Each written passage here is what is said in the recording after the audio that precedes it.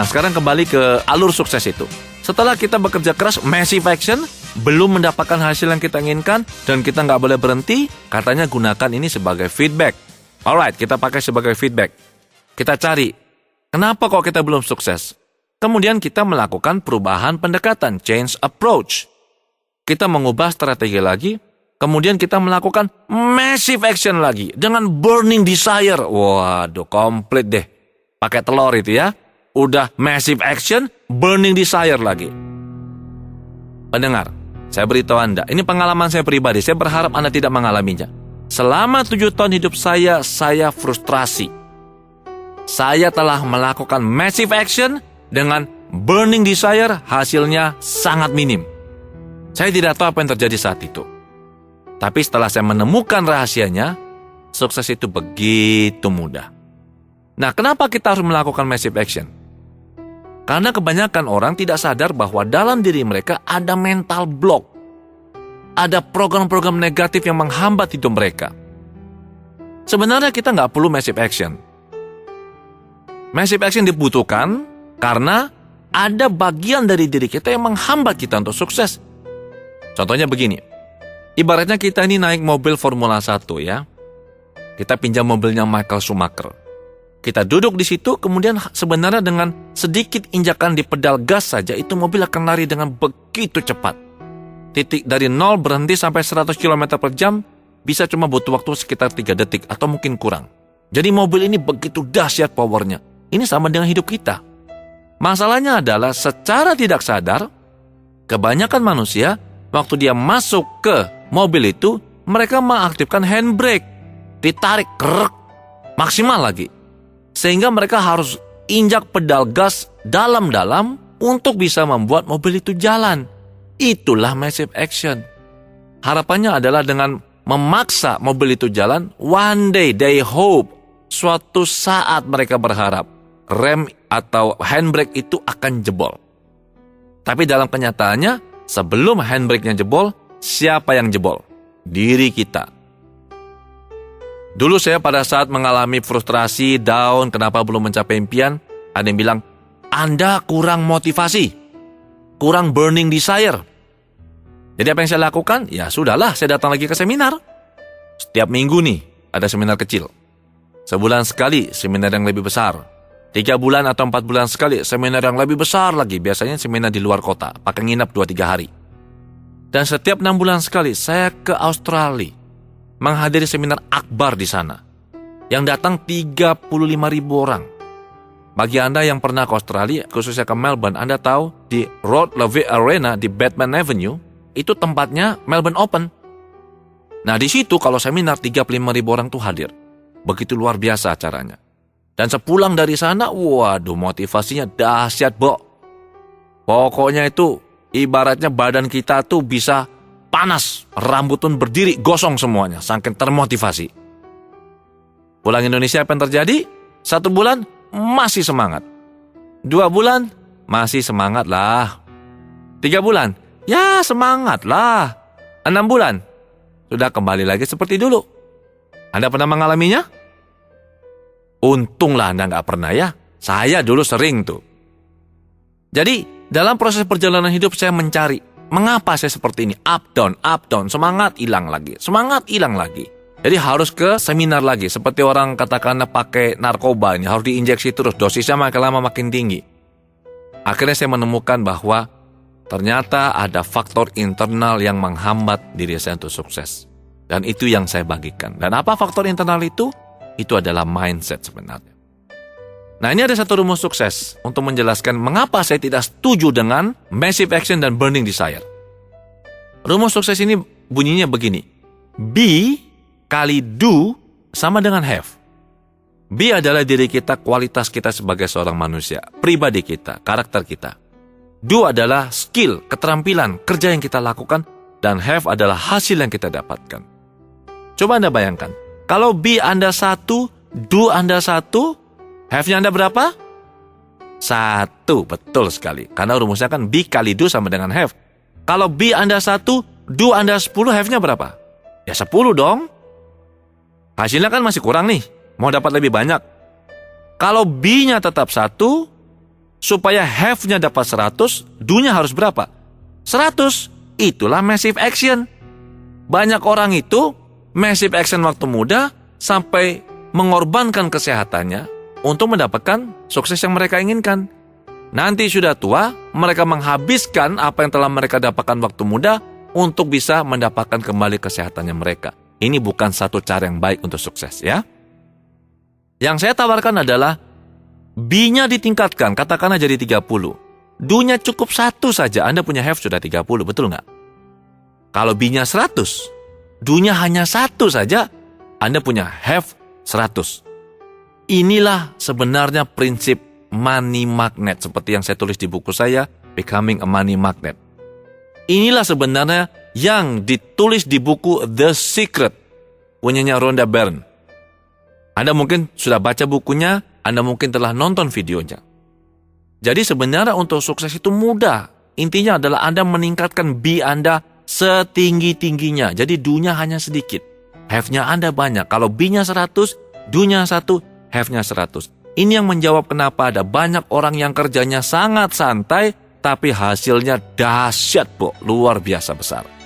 Sebaliknya ada orang yang B-nya tuh nggak besar-besar amat, katakanlah cuma 1 atau 2, untuk bisa punya hasil banyak, mereka harus kerja keras. Ya, ini saya tidak setuju.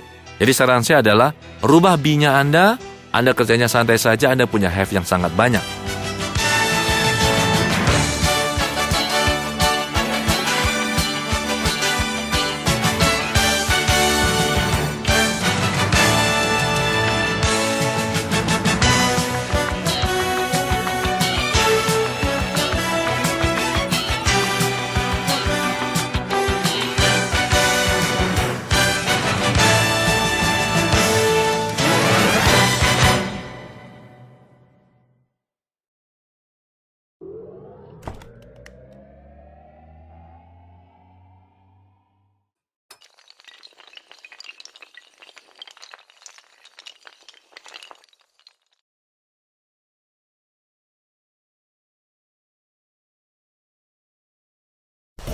Saya asli dari Media Sosial UKM. Saat ini saya sedang berada di Bobrek, Kecamatan Parung, Kabupaten Bogor.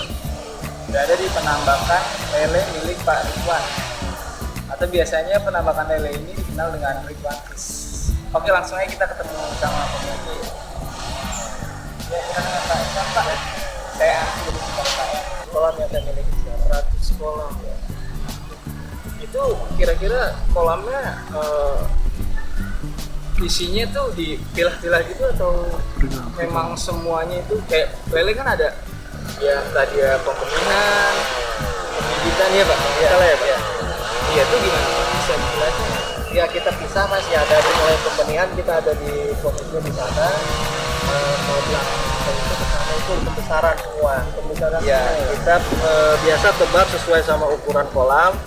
Biasa ukuran kolam 10x10, kepadatan 150 kurang lebih apa? Ya, ini yang kita lihat ini kolam pembenihan kepadatan 100.000 sampai 120.000.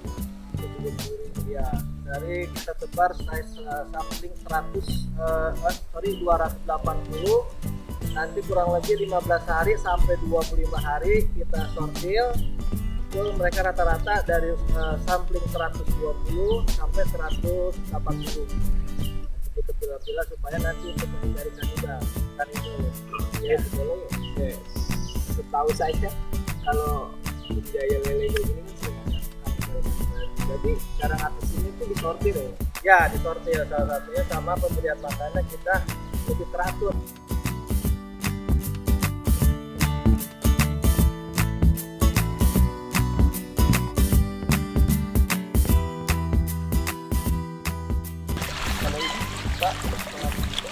Ini ya bibit, ini lagi proses sortir benih. Yang tadi saya maksud dari ukuran sampling 120 sampai 180 dipisah-pisah sesuai sama ukuran ya ini ukuran sortilnya. Jadi kita pakainya alatnya ini, bukan pakai tangan. Setelah ini nanti kita pisah-pisah sesuai sama jumlahnya. Nanti kita cari kolam pembesaran sesuai sama jumlah yang kita dapat. Misalnya sampai 120 ada 15.000.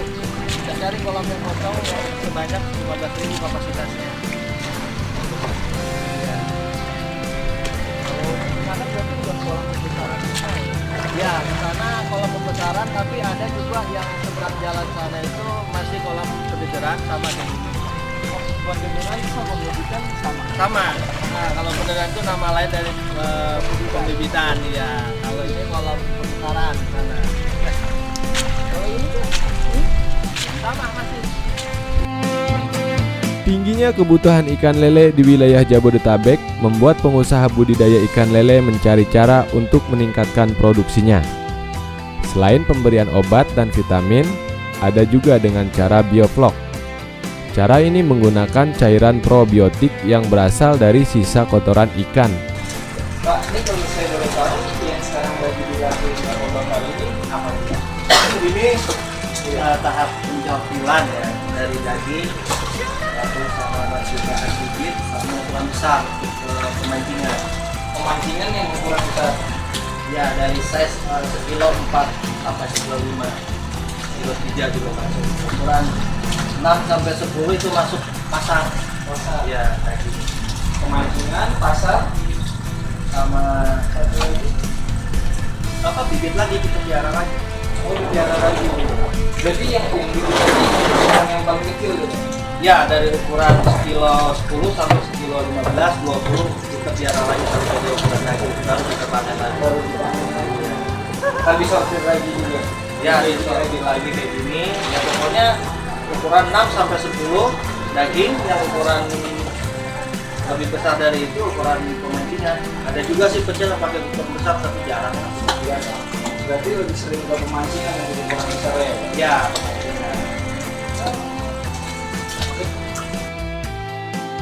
Permintaan ikan lele di wilayah Jabodetabek per hari mencapai 150 ton. Sementara pasokan ikan lele saat ini hanya mampu memenuhi sekitar 50% dari permintaan. Tak heran, beragam cara dilakukan pengusaha untuk meningkatkan produksi lelenya. Oke, tadi setelah kita udah muter-muter di penambakannya Pak Ridwan ini yang cukup atau sangat-sangat besar ini, ada kali mas kita kira-kira Ada kurang lebih 2 hektar lah. lumayan kan Kang? Sekarang ini saya penasaran gitu Pak, kan namanya usaha gitu pasti ada gitu ya Pak kendala. Kira-kira dari yang Bapak rasain menjalankan usaha ini itu kendalanya apa ya? Yang paling kecil sampai yang paling berat? Ya yang paling berat tentunya kita ngadepin situasi kita banyak penyakit ya. Biasanya itu yang paling berat kita sakit drop umur yang kurang lebih 30 hari ke atas. Ya 30 hari ke atas itu biasanya kita mandinya nggak banyak tapi cukup terasa efeknya karena udah banyak makan gitu. Kalau seandainya yang ringan-ringan ya paling bibit nggak terlalu repot lah ya, karena bibit itu kan belum terlalu banyak makan. Saya penasaran tadi Bapak ngomong lelenya tuh bisa kena penyakit ya Pak. Biasanya karena apa nih Pak?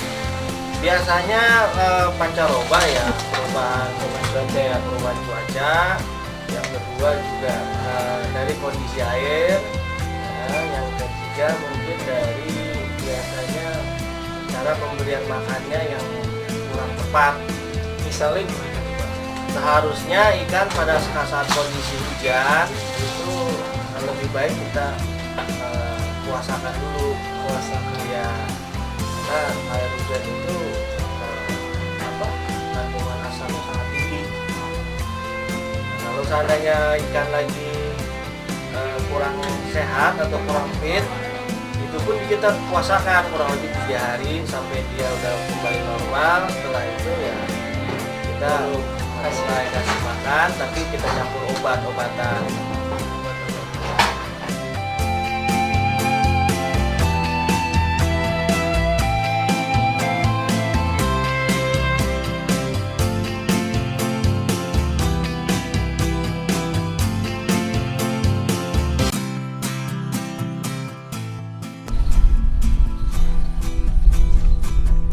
Ya, itu tadi hasil perbincangan saya dengan Pak Ridwan. Saya Anfi dan tim dari Media Seputar UKM melaporkan untuk Seputar UKM.